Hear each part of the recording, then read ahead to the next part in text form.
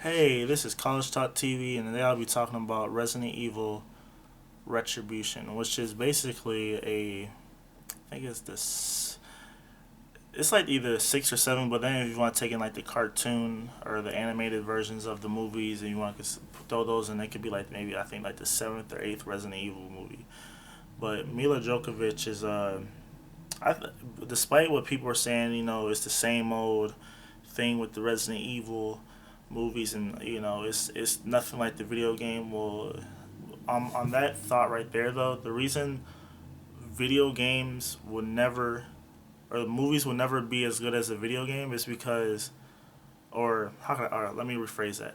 The reason movies that are based off a video game will never be as good as a video game is because most video games are at least 10 hours long, at least, with maybe the exception of Homefront, which is like 5 to 7 hours long. But every other game, on average, 10 to maybe 50 hours long. And there's so many Resident Evil games, and to say that you want to incorporate every aspect of it is like people are complaining about Django Unchained being 3 hours long. I mean, do you want a movie that's like 10 hours long? So, I mean, a lot of this stuff in movies, it's just like either a lot of the details and all this or that are just left out, and a lot of people complain, but I understand that. But Resident Evil Retribution, yes, it's it's a typical Resident Evil film with a lot of shooting and stylized action, and a lot of people say, well, there's not a good plot. Well, I think this one, it wasn't my favorite one, but I still liked it. I went to the movie theater to see it. When it comes out on Blu-ray, I'm probably gonna get it. So that's my opinion. And my favorite Resident Evil though is the third one, and then this movie it actually brings back a lot of the characters in a way. And this is spoilers too. So if you don't like spoilers, just exit right now. But Mila Jovovich, she's in a testing facility in Russia, which was like a former Soviet Union submarine pen.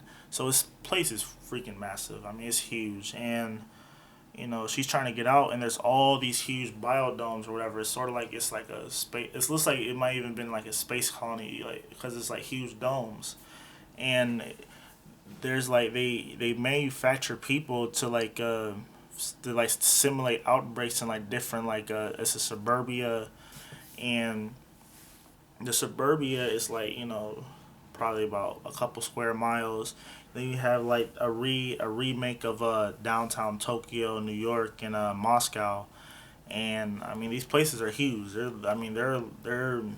not one or two blocks. I mean these are like the downtown parts of cities, and basically they'll unleash a zombie plague. So because Umbrella, which is a bioweapons or they I guess they sell medicinal products, but in the first movie they just said that their main thing they sell is bioweapons, which makes zombies through the T virus. And in the movie, it shows they I guess it's explained that they would actually take the different heads of governments, and they'll take them there and they'll show like, oh, this is what happened, so this is why you need to buy it. And they pretty much made a bioweapons race between the superpowers, and and then I guess the computer who is I think it's the Red Queen was in the first movie. It's like a different, like I think it's like the some sort of queen or something. It's like a computer program who's pretty much taking over Umbrella, and like everybody is like all the minions are controlled by her, have like this thing on their chest, and and then also all these last movies were actually like virtual reality, and they're not actually real, but um so I mean that's sort of like disheartening to know that like the last five movies were not real, and then like this movie actually the ending is like sort of epic with like Albert Wesker sort of like running the show now, trying to because he's actually like frenemy uh, uh, Mila Jovovich in the movie, and sort of interesting to see that I guess they're working together now. So I think that after maybe these next two movies, the series should just end. Maybe start up another, series or something like that. But I love Resident Evil. I'm a huge sci-fi. I love zombies and horror movies. I just love the post-apocalyptic. What would happen? Like survive. I don't know why. I watch them. I like them. It's just I remember the first time I watched Resident Evil. The main thing I was pissed off about was that I had to wait to see what the heck happened in the next movie. And I just hate the way they end off at.